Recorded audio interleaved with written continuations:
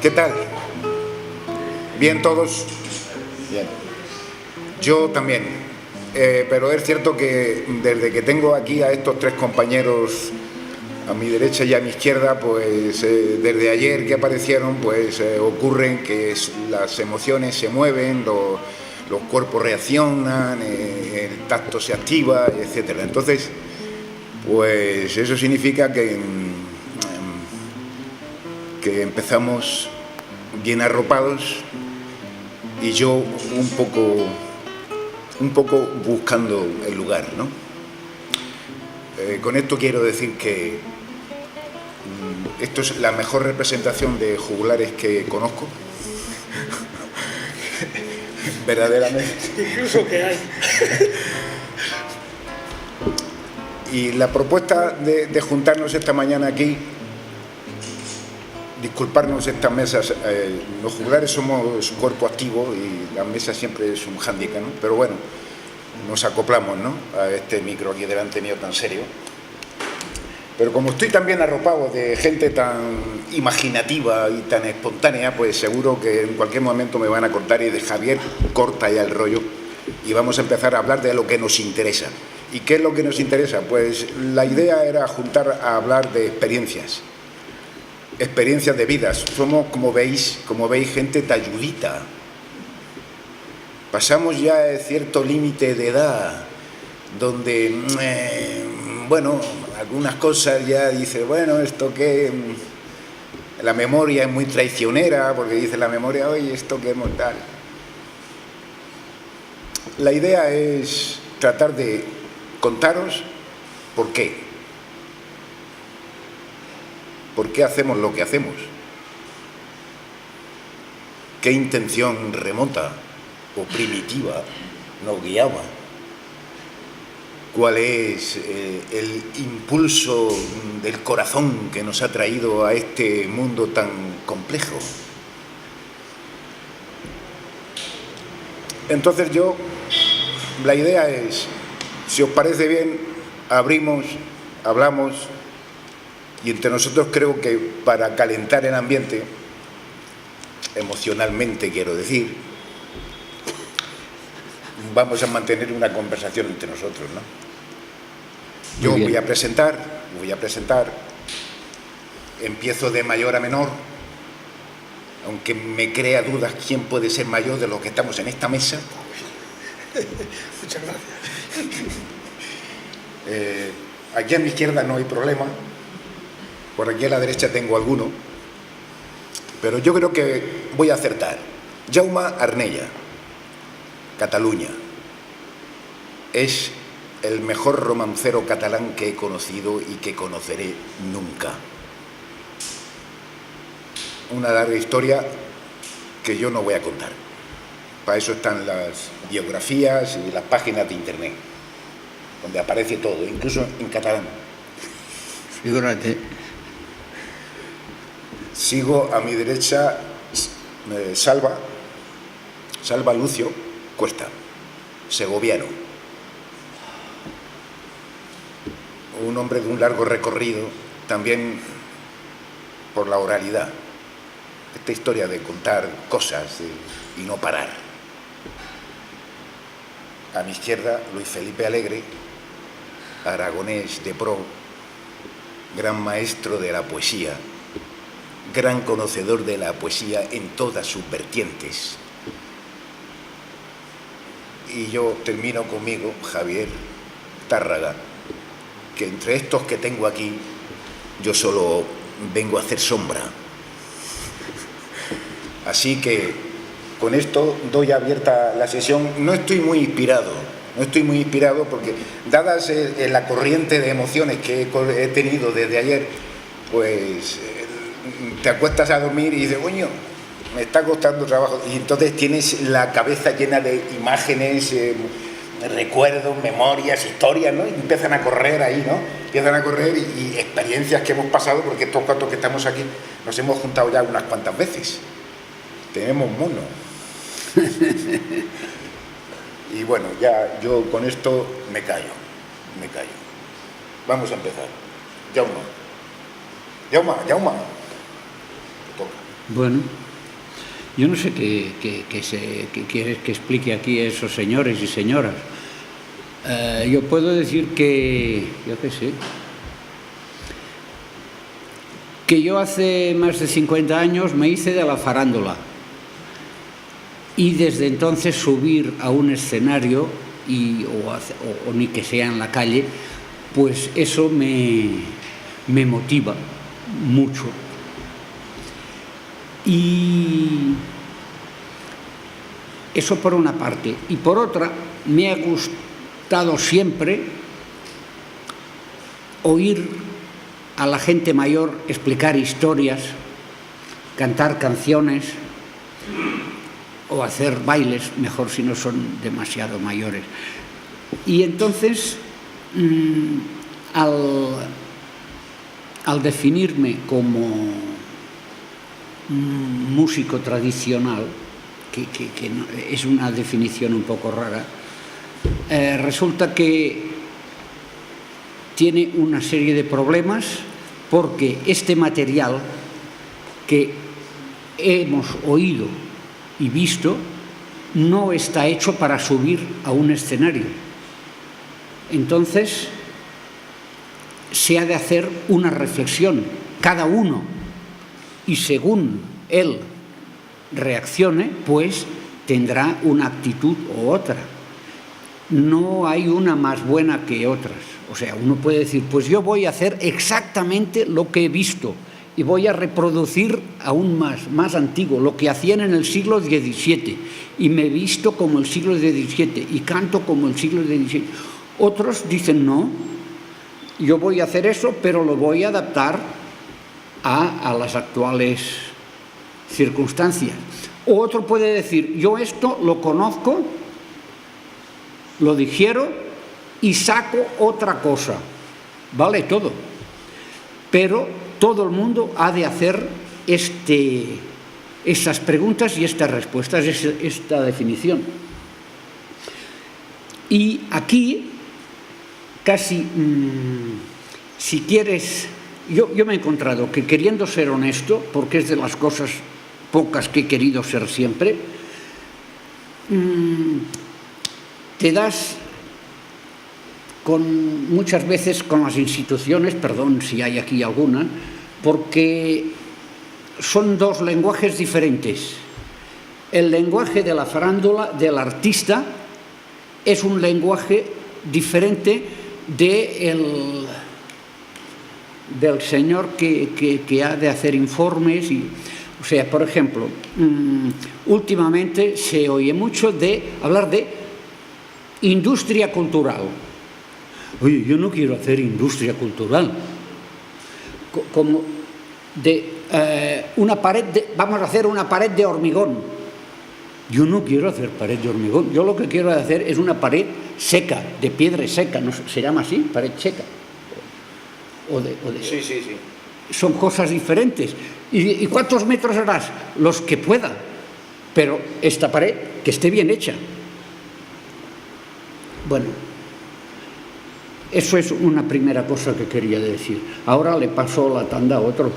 En cada momento podéis interrumpir o preguntar igual que vosotros, ¿no? Sí, porque eso se me ocurría, porque has dicho cosas muy interesantes. Pero seguimos con Salva, ¿no? Eres un sabio, lo que has dicho llega. Lo mío no sé, porque no me considero con la categoría de ellos. Lo mío empezó, creo que el folclore es a nivel de calle, de bar, de plaza, de gente. Y entonces así empecé yo. Me crecieron los dientes, estaba, sacando los dientes de leche cuando subía a un escenario y que era de una zarzuela. Tenía un papel tan cortito porque era muy pequeño y me quedé dormido en lo que la obra iba a necesitar mi personaje y me dejaron. Pero eso ya fue suficiente para... Y entonces me tomo la vida como, yo creo, un poco como es, festiva. Y ya llega una edad que ya yo creo que he aceptado a Javier porque nos hemos conocido, porque me agrada, he estado varias veces también en Granada, me ha gustado, y no es por ser pelota, sino porque renovar ese sentido y esa inspiración que da una ciudad y unos sitios tan bellos como estos. Y ahora se me están cayendo los dientes del otro y pienso que voy a dejarlo en cualquier momento. Estos compromisos de 500 kilómetros en coche con este calor y tal, creo que no está hecho para mí. Pero bueno, me gusta hacer eso, aprender con maestros como ellos, tener memoria suficiente para dar un poquito el impulso y comunicar. Yo me acuerdo un día que el del grupo Harcha, ¿cómo se llama? Uno de los componentes, el que formó, me dijo: Salva, dice, estás en el escenario y te iba a dar algunos consejos, pero mira, sé cómo eres y tira por donde quieras. Dice, pero nunca, ten en cuenta que nunca, y yo lo pienso, todo el público estará contento y será satisfecho con lo que diga. Siempre hay una parte que... Y ahora estoy satisfecho conmigo mismo. Me da lo mismo levantarme hasta ahora y tal, porque a deshoras, a ir a este sitio, a otro, me gusta la gente, me gusta a nivel de calle, me gusta la gente. He actuado en psiquiatras, que lo estaba hablando con unas compañeras, en psiquiátricos, en cárcel, y sacado conclusiones, sobre todo en centros de mayores. Y por eso ahí ya me dice, me ven tan salado que dice, te vamos a dejar un sitio aquí para cuando quieras venir y tal. Pero ya vi que en un momento dado, en una de estas actuaciones, y con esto acabo, perdona, me encontré a un amigo de la infancia. Y digo, hombre, Felipe, ¿qué tal aquí? Con perdón, se llamaba Felipe, no sé si, no González, pero se llamaba Gómez o lo que sea. Dice, bien, Salva y tal, y iba diciendo, hemos sido vecinos. Digo, sí, hemos hecho la mili juntos, hemos jugado en la plaza juntos, hemos desgastado la plaza del barrio juntos. Dice, y me pregunta, dice, Salva, ¿te acuerdas que de jóvenes y tal, que íbamos despertando así, cuando corríamos detrás de las chicas? Digo, jo, ya lo creo que me acuerdo. Lo que no me acuerdo es para qué. Pues eso es lo que me está pasando ahora y me voy jubilando poco a poco. Muchas gracias por la atención prestada y cedo al siguiente la historia que nos va a contar Felipe.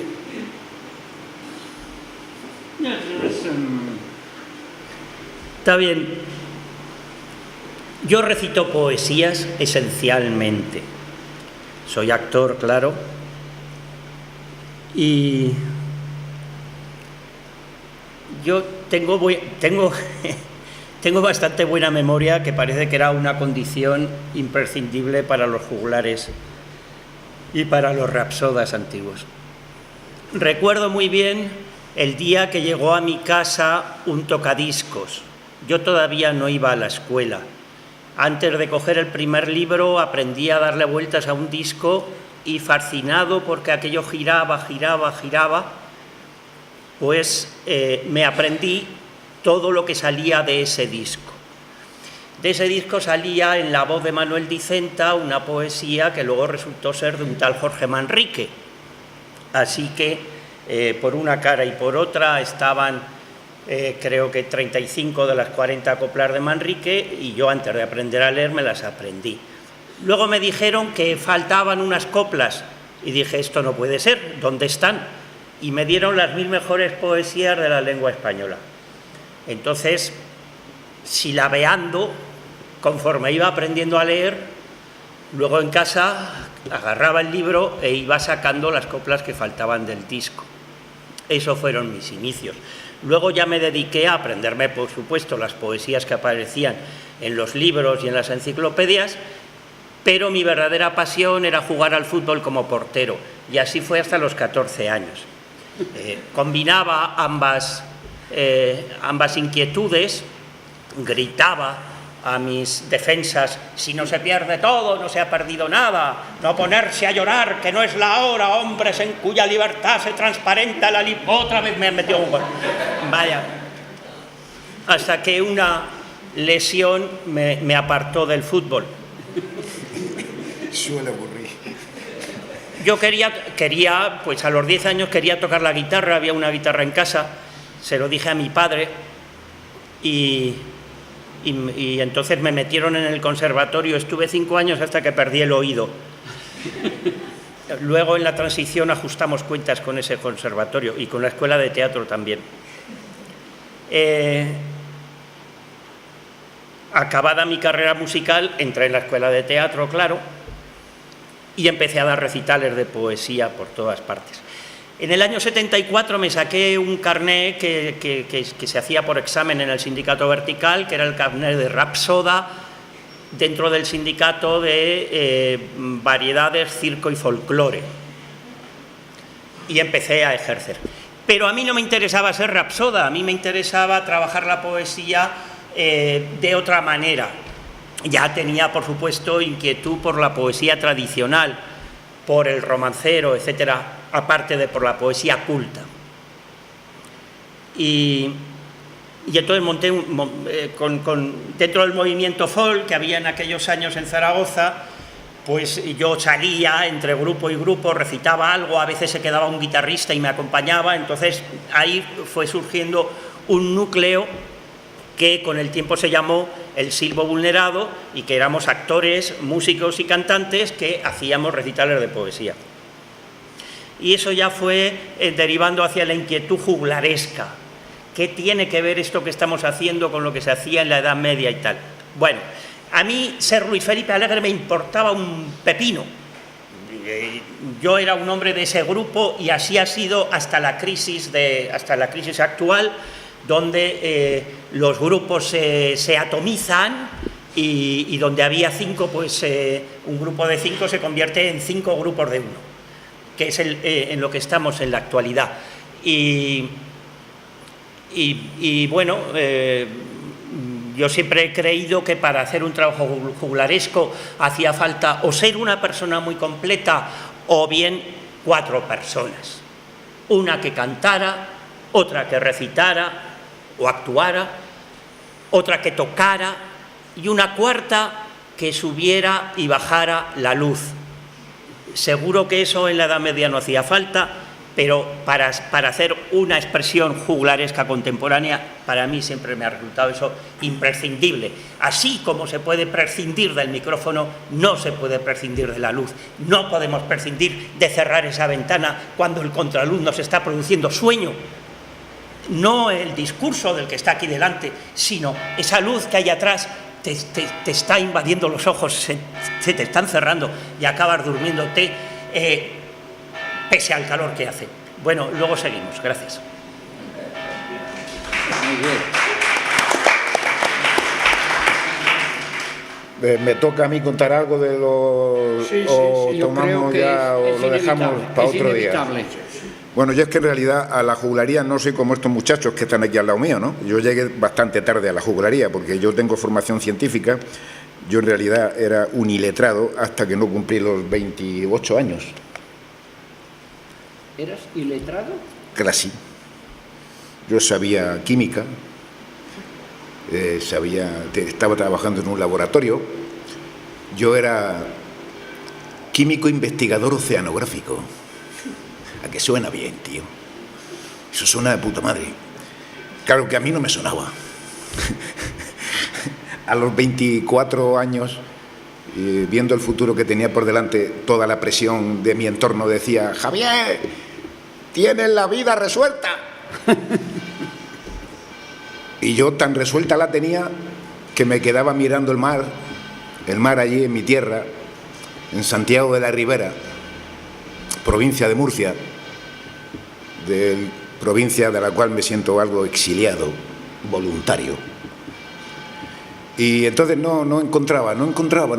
Y entonces pedí una excedencia voluntaria que aún me dura y salí. Vendí el coche, me posé una mochila y salí. No sabía qué iba a ser de mi vida. Llegué a Granada después de viajar, por ahí, y comprendí que Granada era la ciudad más barata de toda España. Por eso estoy en Granada. Y porque tuve la inmensa suerte de encontrarme un antiguo concejal, que no lo era en aquel entonces, que era un vendedor de tejidos, que tenía una tiendecilla en la calle San Jerónimo, del antiguo Partido Socialista ¿cómo se llama? Del Galván, del Tierno, ¿os acordáis, no? PSP. Del PSP, ¿no? Del PSP. Y yo tuve la inmensa suerte, yo creo que las estrellas ya me estaban alumbrando dónde tenía yo que ir, porque me encontré una casilla magnífica frente a la Alcazaba de Granada, en el tercer piso. Miraba el paisaje, yo me acostaba en mi cama y veía la Alhambra. Yo estaba flipando. Y no me costó un duro durante 4 años, porque ese hombre entendió que había que apoyarme financiera y emocionalmente. Bueno, tuve esa inmensa suerte y en realidad, como dada la circunstancia económica, que en realidad aún no me abandona, seamos sinceros, pues no se me ocurrió mejor cosa que intentar hacer algo, claro. No me conocía a nadie y empecé a pintar, empecé a jugar. Lo más interesante de eso fue para mí descubrirme a mí mismo desde otro aspecto completamente diferente, lo cual fue una sorpresa, porque por primera vez en mi vida me dije para mí mismo, probablemente lo sea, pero en ese instante me dije: Javier, tú no eres tonto. Porque hasta ahora, hasta ese momento histórico, yo tenía la conciencia clara de que no valía un duro, exceptuando para el laboratorio. Pero eso es otra historia. Entonces, en ese momento histórico, ¡pum!, ocurrió eso. Tuve la inmensa suerte de encontrarme con un antiguo amigo que se les ocurrió hacer un jueguecito con un romance de ciego y un cartelón en la calle en Murcia, y los vi, y yo dije: joder, tío, ¿y esto? Se me hizo así porque yo iba camino de Suiza buscándome la vida. Ya sabéis en qué. En Suiza, ¿qué se puede buscar un español? La recolección de la uva. Y cuando lo vi dije: ojo. Llegué a Zurich, estuve trabajando en una discoteca que se llamaba la Number One de Zurich. Y estuve trabajando, montando escenario y montando tal allí. Pero en todo ese momento estuve gestando la idea, digo: hostia, esto. Volví a Granada inmediatamente, el romancero, a partir de ahí y de todas las lecturas que yo había dejado atrás, que tenía que rápidamente ponerme a ganar todo el tiempo que esta gente ya desde pequeño había hecho, y yo no había hecho jamás, solamente contemplado las hormiguitas cómo se metían en su agujero allí en mi pueblo. Me dedicaba a mirarlas, decía: salen, entran, no hacía otra cosa.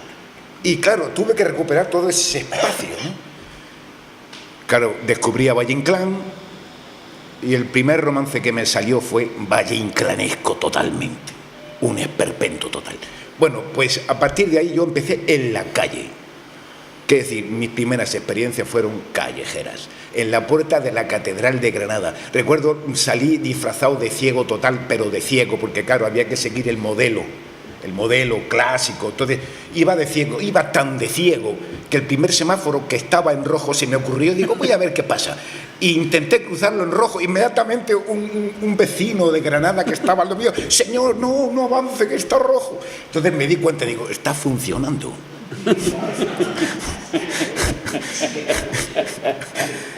Y entonces, bueno, me di cuenta, bueno, la magia total fue cuando desplegué el cartel que llevaba, que yo era un aficionado de todo,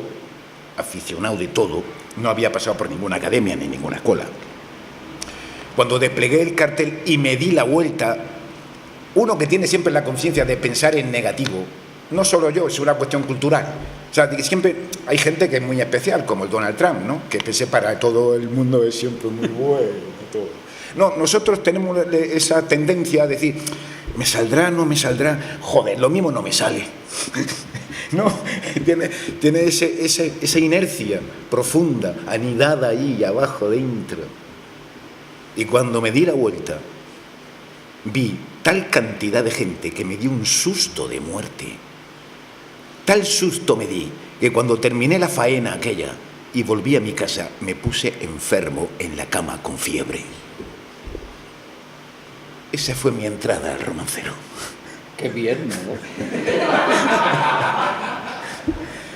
Claro, cuando Jaume habla de cosas tan especiales, tan de hoy, como las industrias culturales, como la argamasa, el muro por construir, con las infraestructuras, con todo el aparato que uno ha de llevar para ser alguien en este mundo de la escena, uno que ha pasado por todos esos trances, dices, tienes una lectura de larga distancia y lo ves con tal distancia que dices, joder, tío, me he equivocado otra vez.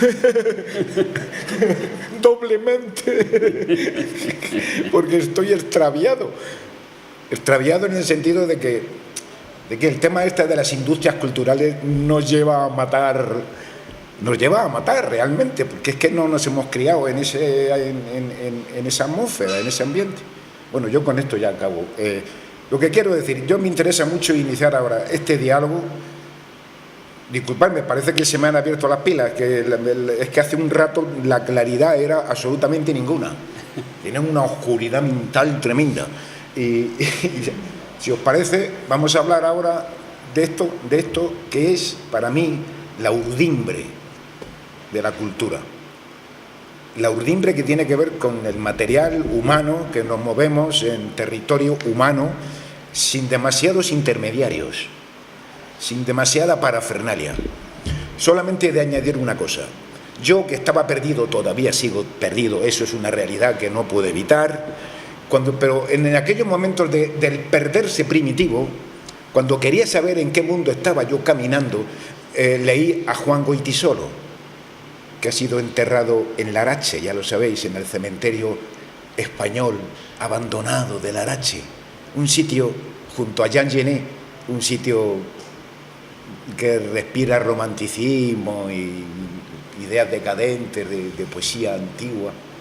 Bueno, pues por Juan Goytisolo, leyendo Mákbara, descubrí que en la Yemafna se practicaba la jugularía en vivo, contemporánea, al día. Digo, hostia, yo en mi tierra soy un bicho raro, tengo que ir, y me lo planteé casi como una peregrinación hasta Marrakech. Y cuando llegué a Marrakech y vi lo que ocurría en aquella plaza, estoy hablando de los años 90, lo que ocurría en aquella plaza, de repente se hizo la luz. Dice, esto es lo que nosotros nos hemos dejado en la historia. Yo hice un viaje de esos 1500 kilómetros, no, 800 o 900 kilómetros, hice un viaje de casi 3 siglos. Porque no me lo podía imaginar que en este momento actual, siglo XX que era, existiese todavía la juglaría en vivo. Yo me quedé alucinado. Bueno, dicho esto, creo que ya como carta de presentación es suficiente, ¿no? Si os parece, abrimos entre vosotros debate y entre nosotros y hablamos de lo que se nos ocurra.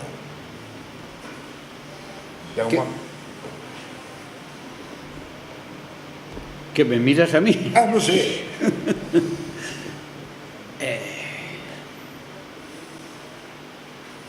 No sé qué papel juega el juglar en la transmisión de no sé qué.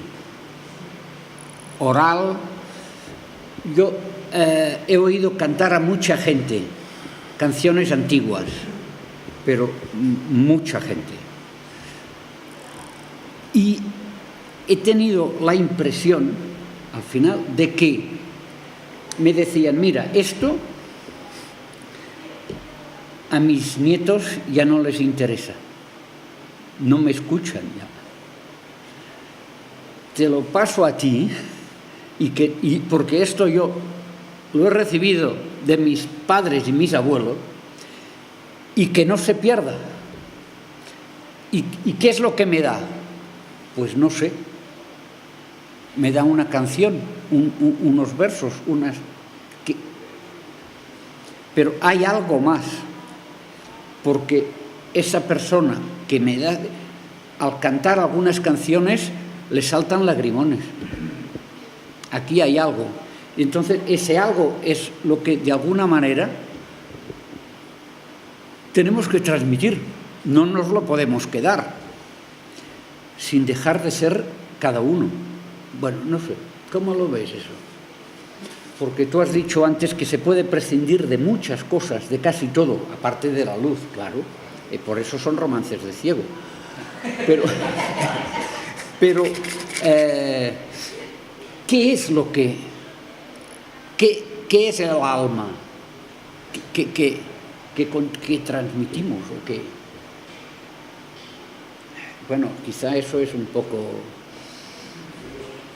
No, pero... Esto... Para la siesta.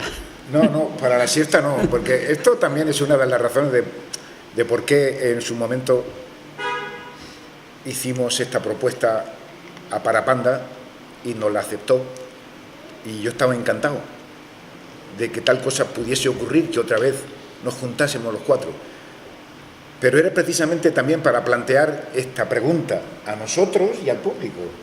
En realidad somos todavía el testimonio vivo de una forma de hacer la juglaría que tiene que ver con música, tiene que ver con teatro, con imagen y con la voz. Sí. Bueno, esto, sí. Y dentro de eso, ya lo sabéis, se puede usar del instrumento para transmitir una canción o un saber recibido, que a su vez lo transmites tú, pero también se puede usar para la creación, que ya ha salido antes la palabra, culta, para entendernos. O sea, un poema de Vicente Aleixandre, evidentemente no vamos a decir que es una poesía popular, pero a lo mejor según cómo lo hagas, sí que puede haber un acercamiento al público, al pueblo, una popularización. Hay que tener cuidado siempre con estas palabras porque no son exactas, pero ya nos entendemos, ¿no? Entonces, tú mismo has sido recopilador, has sido adaptador, has encontrado manuscritos, les has puesto música y has hecho tus propias coplas que a la vez han sido populares y que mucha gente canta en Cataluña como populares. Y es lo que decía Manuel Machado, ¿no? Que hasta que el pueblo las canta, las coplas no son, y cuando las canta el pueblo ya nadie sabe el autor. Pues tal es la gloria, bien. Eso es. Entonces, estamos un poco en esos términos, creo yo. Por una parte, estamos transmitiendo, vamos a decirlo, textos, o sea, palabras una detrás de otra que se dicen igual desde hace tiempo, y por otra parte, transmitiendo, aunque digamos palabras nuevas, el oficio. El ponerte delante del público y hacer como hacía Homero hace... ¿cuántos siglos? 25 siglos. Y bueno, y dentro de eso, pues Homero también decía que los dioses tejen las desgracias de los hombres para que las generaciones futuras tengan algo que cantar. Y eso es una sugerencia también que a veces dices, pero ¿qué voy a hacer yo ahora delante de esta gente recitándoles una hora de poesía de Miguel Hernández por más música y lucecitas que le ponga? Yo, Homero, hay que cantar. ¿Asumes eso? Como el zapatero asume que no tiene ganas de trabajar hoy, pero que va a venir Pepe y tiene los zapatos rotos. Los tengo que arreglar porque el zapatero soy yo. No. Por más que los chinos pues hagan zapatos a tal precio que salga más barato arreglar los viejos que comprarte unos nuevos. Que eso también pasa.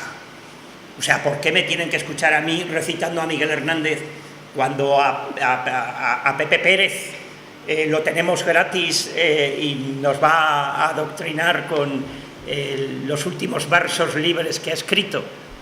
Seguramente libres porque ya es una generación que no conoce la métrica o que no conoce las estéticas poéticas.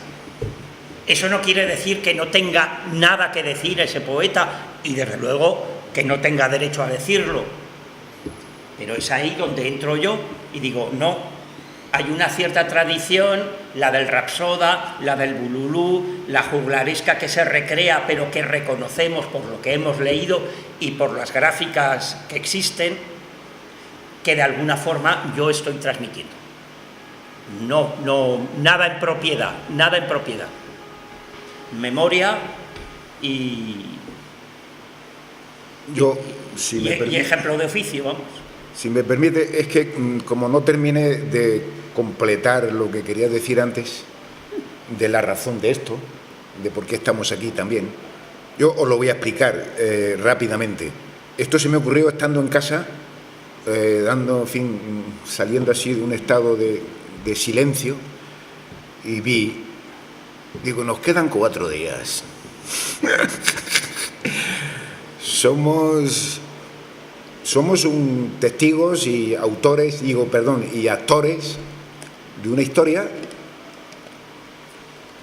que realmente sufrirá sus mutaciones, pero es verdad, no sé si será la edad o lo que sea, pero no es la misma cosa. Entonces tenía la sensación de que yo tenía que hacer una ceremonia de despedida. Es verdad, tuve esa sensación, fue una cuestión interior, ¿no?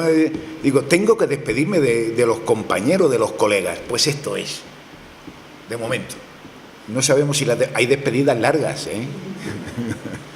Yo también he traído el pañuelo también para despedirme, pero a la vez estoy contento, siempre está el gusanillo, ¿no? Se pasa miedo cuando subes a un escenario. Yo dije que empecé muy pequeño, seguí con la zarzuela, el teatro, grupos de la ronda segoviana, estuve 10 años con un compañero que sabía mucho, por eso admiro a la gente que sabéis. Pero la conclusión mía, dentro de que no soy a un nivel no tan alto, y eso he visto y me he buscado la defensa mía en la comunicación, en el afecto, en el cariño. Se transmite cuando estás hablando, cuando estás cantando, cuando dices, y lo recibes y lo das. Esa sensación, yo no llego a niveles culturales tan grandes, pero veo que eso en el fondo todos nos gusta. Y mi forma de hacerlo es eso. Yo tuve la suerte, y no quiero presumir porque eso fue una suerte, una lotería, de que un día fuimos a Zaragoza, el Grupo Libélula. El Grupo Libélula le llevaba a Julio Michel, que murió el otro día, que era un director del Grupo Libélula. Y me llevaba para estas cosas, para anunciar la entrada del grupo del Cristovita. Y surgió que le llamaron para la Ruta Quetzal en el año 93. Y ahí estaba yo con un tambor, que me empecé a intentar aprender el tambor, y desde entonces, desde el 93, he ido a todos los sitios con estos romances, de una forma, de otra, pero en orillas, en poblados, en el altiplano, a orillas de los ríos, y he vivido tanta experiencia que no tiene que ver nada tampoco con lo que disfruto. Por eso digo el ejemplo. A lo mejor cuando voy a actuar al psiquiátrico de allí de Segovia, los 2 que hay, el tocar a un compañero, el ver a la gente, el ver con esa alegría, que es lo que yo en el fondo busco, quiero y recíprocamente doy. Y una vez dicho esto, que voy a deciros que no sepáis, que seguiré siendo pues de la forma esta. He sido también, dices tú, ceramista. Yo aprendí con Zuluaga, me enseñaron la bohemia a un escultor que se llama José María García Moro, el Zuluaga también, eran unos atrevidos y contra el régimen establecido, que les costaba pues algún disgusto, pero bueno, Zuluaga por el apellido siempre le perdonaba. El otro había pasado peor vida, y yo pues me encontraba con estas historias y aprendí. Y hay que aprender no solamente de lo que te transmite, de lo que tú puedes transmitir. Y sigo buscando porque donde menos lo esperas está el poema, como dices tú, está la canción, está nuestro antepasado. Y por la edad tuve la suerte de conocer a Agapito Marazuela, que unos amigos, entre ellos mi hermano, estaba el hombre muy mal de dinero, de salud, le recuperaron y en algunas tardes pues le oía cantar y todo, y era una persona extraordinaria. Y en una fiesta, pues como yo no sabía poco y era el más pequeño, pues tuve que llevarle a casa porque ya era tarde y Agapito Marazuela no estaba para eso. Y la experiencia de subir unas escaleras de Agapito Marazuela hasta un tercer piso sin ascensor, el hombre paraba y todo, pero me iba contando, es un deleite, emana siempre algo de uno mismo, y en esta ocasión pues tuve la suerte de Agapito Marazuela y mucha gente que me he encontrado, entre ellos vosotros, que os agradezco mucho, y el público que tanto quiero y que tanta atención me está poniendo.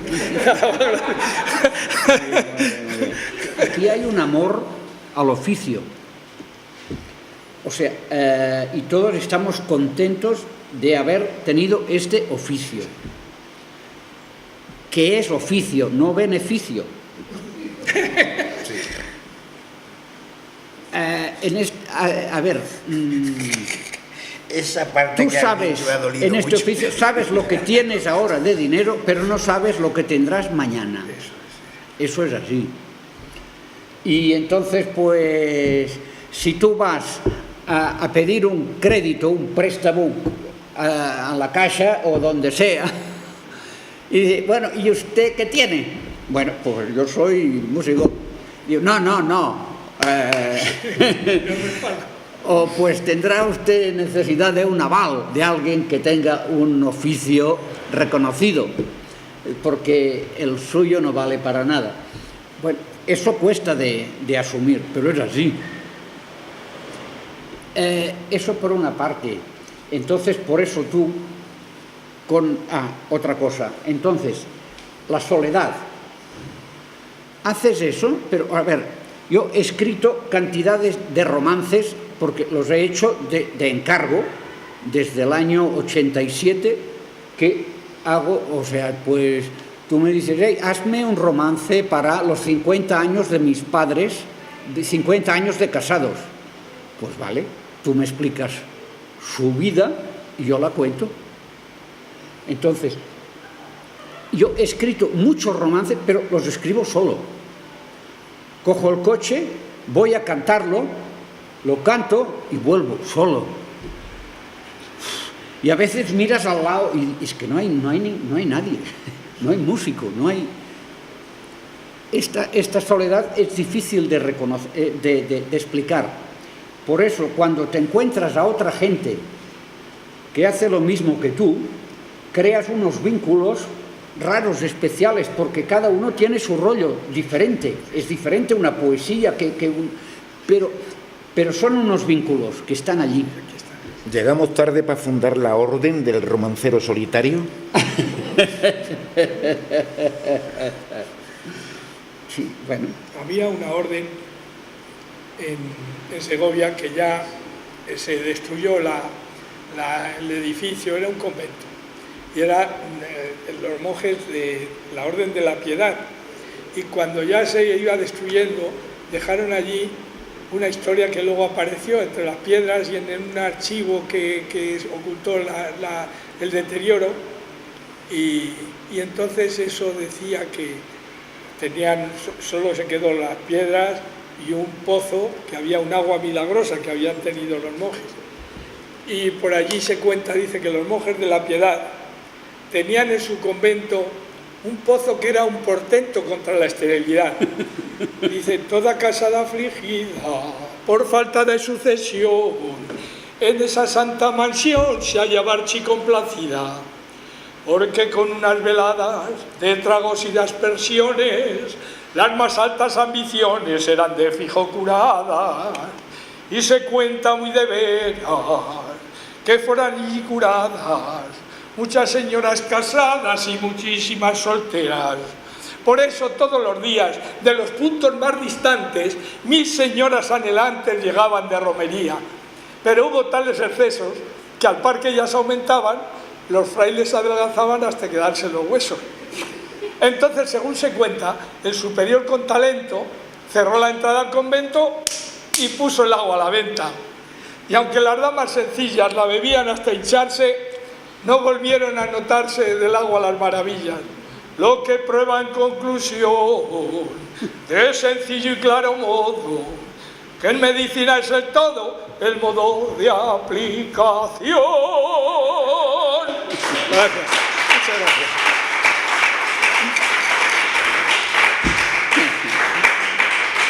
Somos así. Somos así. Bueno, está muy bien. Es un Es que un toque de si reflexión. estaba muy nervioso, digo, qué forma de relajarme. Te voy a contar una cosa, es que se me ha ocurrido una conversación que mantuve con un técnico de cultura y turismo en la mesa. Yo le hice una propuesta, bueno, que ellos, no, la idea es, claro, tú sabes, es inevitable, somos huérfanos, y si no vamos a la administración, pues seguiremos siendo huérfanos. Es nuestra condena, la orfandad. Pero lo que en la conversación que mantuve apareció la palabra romancero, y cuando apareció esa palabra noté que los vellos de los brazos se le ponían de punta. Había como un rechazo visceral a todo lo que trae consigo la palabra romancero, como una noche perpetua del alma. Claro, acumulada en los años tristes, largos años, que todo el mundo ha rechazado desde el 36 para acá, empezando por Tetuán, donde fue el movimiento del golpe de Estado.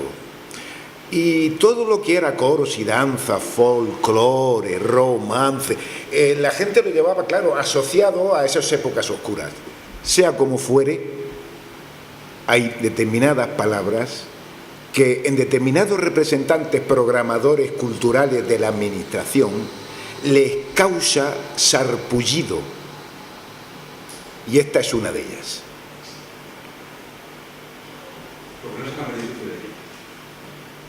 Es que esto es una conversación muy interesante para mantener con más tiempo, porque aquí en este país han ocurrido muchas cosas en muy poco tiempo. Entre otras ha sido la inundación, por ejemplo, de electrodomésticos alemanes que en este país no había. Y la gente, cuando iba a trabajar a Alemania, tenía que volver con un televisor a color, porque si no era un fracasado. Y esta invasión también nos ha traído otras muchas cosas asociadas a eso. Y entre otras ha venido, porque eso es una cosa muy nuestra, como un cierto desprestigio, no es la palabra desprestigio, desamor a lo popular. Y popular en el peor sentido. Ha venido asociado eso.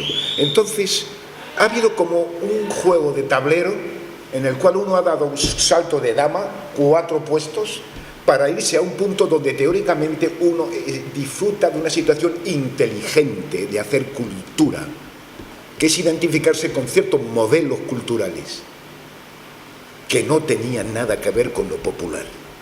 Y esto ha sido una corriente institucional.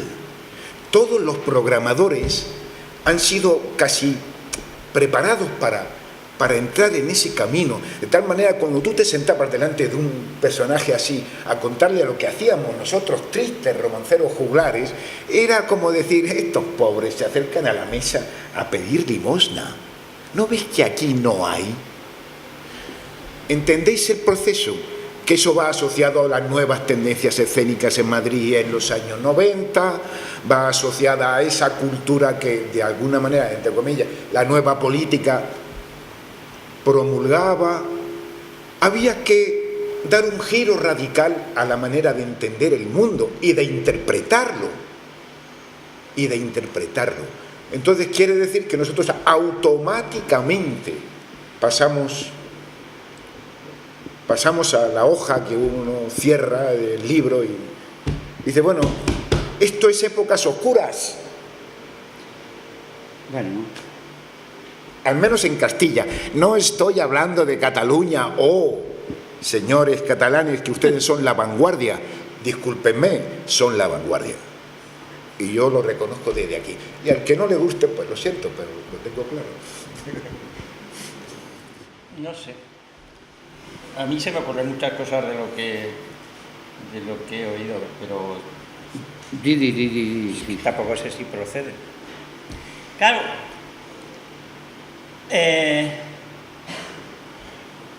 cuando hablo de grupo, o sea, de que yo soy un hombre de grupo, aunque hoy esté casualmente solo, porque Carmen ha tenido un problema y no ha podido venir, pero vamos, últimamente se trabaja más en solitario que de otra manera. Pienso, cuando vivía Franco, como íbamos a la contra total, ni pedíamos permisos, ni hostias en vinagre, ni los papeles, ni nada, y pam, pum, pam, pam, si había que salir corriendo, se salía. Ya está. En la transición, pues ahí pues te permitían cosas, porque como había un interregno ahí tal, y medio mala conciencia tal, también te pillaban, pero tal. Luego ganó el PSOE y empezó a poner orden. Ahí, en el año 82, yo recuerdo reuniones y hostias y asambleas, se hablaba de la industria cultural, no de los teóricos de Adorno y demás, no. La industria cultural como un formato de empresa. No, porque esto tal. Hicieron los clubes de fútbol, les dieron un estatus especial como sociedad. Y a los que éramos 4 cómicos, 2 músicos, un titiritero, nos hicieron hacer una sociedad limitada. Pero luego fueron naciendo las asociaciones de empresas teatrales o artísticas, donde se jugaba a que éramos un gremio que en realidad éramos una industria cultural. Y no éramos una industria cultural, éramos una industria artesanal, jugando a que éramos una tapicería o una tienda de muebles o una tienda de electricidad, una sociedad limitada. Y con la crisis, la crisis es interesante, porque es que es interesante a vosotros porque os coge demasiado mayores, pero a mí todavía que me cogió en edad productiva, que de esto que te quedan unos años por delante de...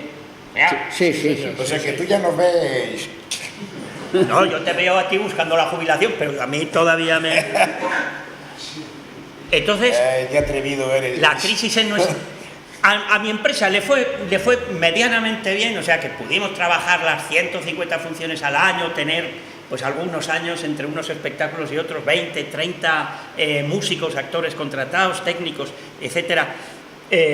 Contratados, en el Silbo siempre han sido contratados trabajando creativamente y estudiando alrededor del trabajo.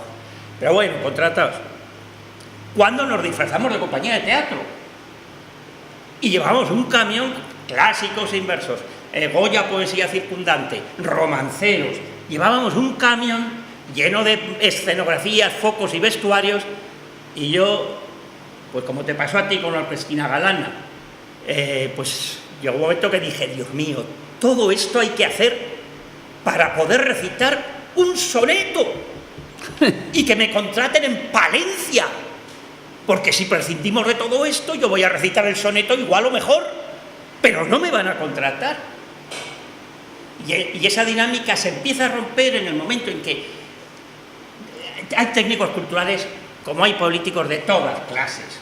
O sea, hay gente que es abierta, gente cerrada, bien, pero hay un momento en el que, y vamos a poner una fecha, el 2000, por ejemplo, en otras comunidades sería el 2003 y en otras el 1990, y descubren que ese señor que sale en la televisión está haciendo unos monólogos, cuesta 100.000 pesetas, traer a estos me cuesta 300 más IVA, me está llenando el teatro, viene, no lleva nada, no me complica nada, tengo que pagar 2 horas al personal, que es lo que cuesta la función, tal, me llena y tirirí. Y empiezan a desaparecer ese tipo de espectáculos que tal, donde hay búsqueda, o sea, porque puede haber espectáculos, a ver, a nadie le regalan nada, O sea, el tipo que se pone ahí a hacerle el monólogo, pues también se lo ha currado y también se merece lo que sea. Pero descubren eso. O sea, descubren que toda la parafernalia... El teatro se puede sustituir por un monólogo. Y claro, pero no el monólogo del juglar, no el monólogo del actor que está buscando el bululú, o sea, las formas antiguas de expresión para público moderno. No. Aparece otra cosa. Ahí es donde empieza, para grupos como el mío, empieza realmente la crisis, cuando estás viendo qué tal. Entonces, bueno, pues sigues enmascarando la cosa teatral, musicalmente, etcétera, y se sigue haciendo la cosa hasta que a partir del 7, del 8, del 9, del 10, del 11, del 12, en Aragón, por ejemplo, que es lo que mejor conozco, van cayendo las compañías una detrás de otra, hasta que se puede decir que desaparece el gremio. No desaparece porque virtualmente seguimos existiendo, pero desaparece ese gremio. Vamos a, si no te importa, es que yo ya por mi parte acabo. Ya no tengo nada más que decir. Tú es que antes ibas a decir algo y te has quedado a media, ¿no? No, es que ya no me acuerdo qué quería decir. Sí, claro. Pero lo que sí que estoy de acuerdo en él, que es, o sea, sí que yo también tengo la sensación a veces que lo que yo quiero decir no hay un lugar para mí o sea, y sé que si se encuentra ese lugar, esa plaza o ese intermediario que es el programador o la gente que pase por allí, le va a gustar. Entonces, claro. Pero eso te crea una angustia, una no sé. Claro, es que, hombre, porque es que si salimos al escenario y nos tiran tomates, cambiamos de oficio. Yo sé que, a ver, a mí, si una cosa me emociona, si una canción, un poema, una idea, lo que sea, me emociona, yo tengo ganas de explicarlo a los demás, a más gente que estoy seguro que les va a emocionar. Exacto. Si yo no puedo hacer esto, entonces tengo mal rollo. Sí, compartir. Es eso, digamos. Entonces, aparte de que si hay gente más mediática que se come los espacios esos o no. Bueno, yo por eso estoy muy agradecido a los organizadores de esto, de este encuentro, que tengan en cuenta unos joglares o tirititeros o lo que sea, que también tenemos eso no quita lo nuestro a decir en la transmisión de la cultura popular. No quita que nos estemos hablando a nosotros mismos, por otro lado. Sí, claro, eso es lo que pasa, sí. Pero bueno, disimulemos. Sí, bueno, pues parece que ha llegado el momento, ¿no?, de decir, ¿tenéis algo más en el bolsillo que necesitáis sacar urgentemente? Una espina, un cargo... Conclusiones sacamos bastantes conclusiones ya con lo que hemos hablado y lo que nos han... Sí. Hemos hablado bastante, sí. Cada uno tiene su cosa también personal. Yo terminaría diciendo, otra cosa sería vivir de la poesía si viviéramos en Marte, que los marcianos el arte del verso y de la rima, todo el mundo lo practica y el Estado los combina y les paga un sueldo aparte de la pensión que todo ciudadano en Marte cobra sin ilusión.